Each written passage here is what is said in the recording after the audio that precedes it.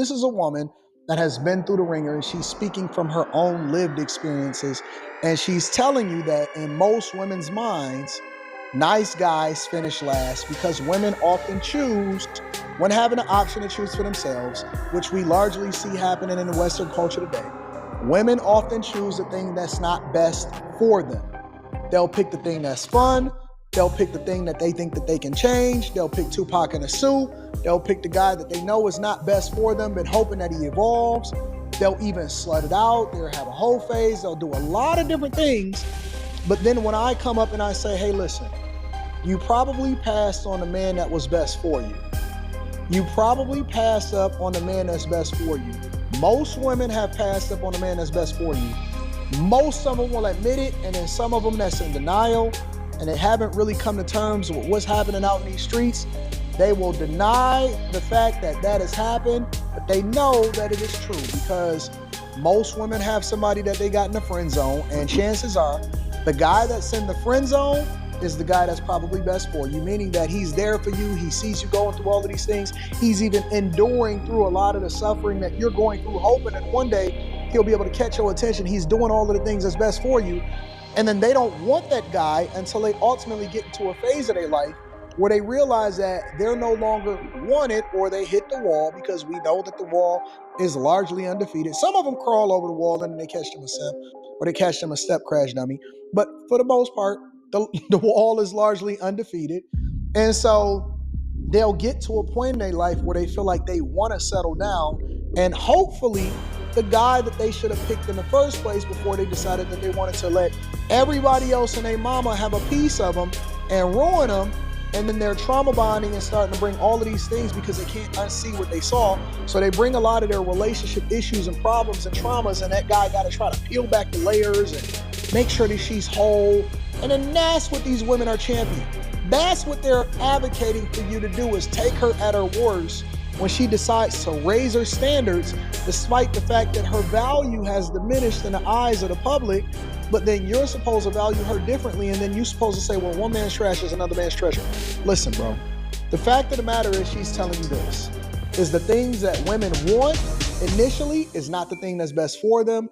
And they often deny the boring guy. They deny the guy that's not in the streets. They deny the guy that's not out here creating a toxic situationship for them, which is what a small minority of men ultimately are populating the earth with the majority of the women. And then somehow, some way, you supposed to be the fool that come up and pick up the pieces later on. She's saying, and I absolutely 100% agree with her, and she's speaking from experience. She's saying, listen, go with the guy that's best for you first. You may think that he's boring. It's not that he's boring. It's just that you too promiscuous, and you're too much of a woman that is seeking something that's not best for you.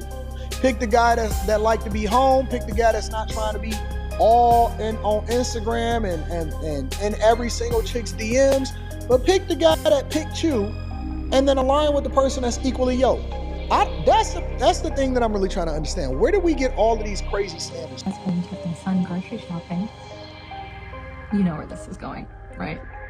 Guess how many people came up to him in the grocery store and were just oohing and awing over the baby and telling him what a great job he was doing. Guess how many people come up to me when I'm grocery shopping with him?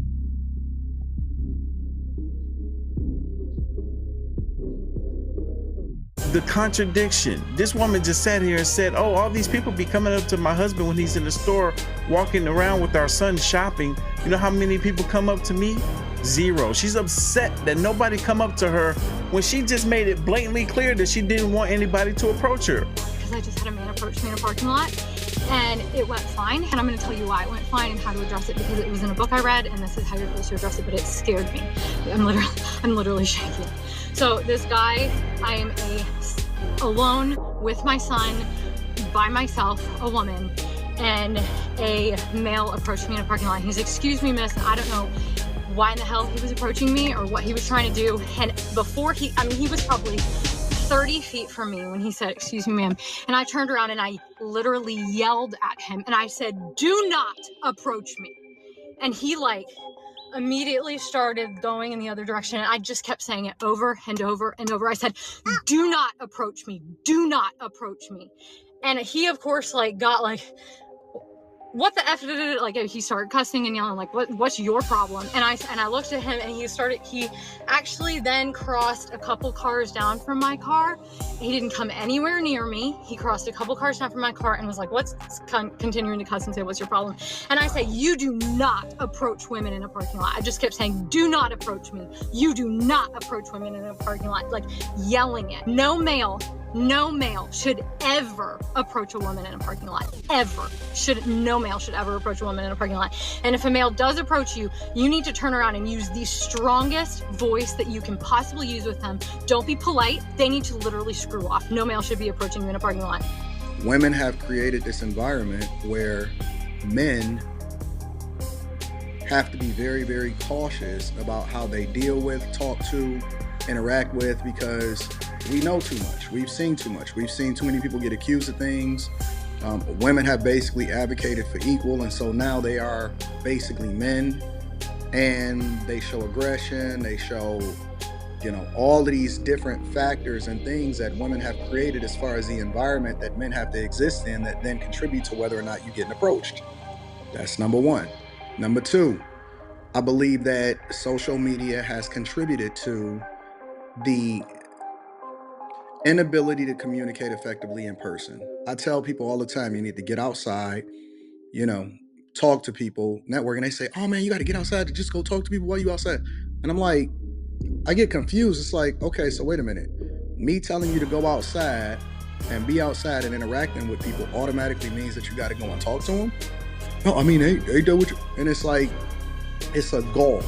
It's a huge river between you understanding that being outside and being personable and having conversations ultimately yield you the best results, not just when it comes to dating, but also opportunities, business, professional, networking, having great times in life, making more friends.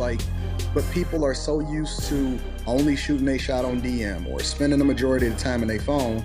And so they haven't cultivated that part of their personality in which we were forced to, because we're forced to be outside from the time that we, came out of our mother's womb, in which we couldn't really go out unless, we couldn't come back in until the street lights was on. See, it was different for us. We couldn't come back in the house.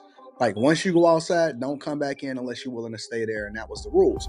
And so you learned how to navigate and go through life without having to worry about somebody always babying you, or when you fell, or, oh man, you got into a confrontation. You learned those things very early, and you just continue to nurture that, which then, in my opinion, has given us an advantage as people that are over 40 or that was born in the 80s and below, because we know how, and we have no fear meeting people, communicating, and all of that. And there's always going to be some people that are awkward and, they just didn't want to go outside.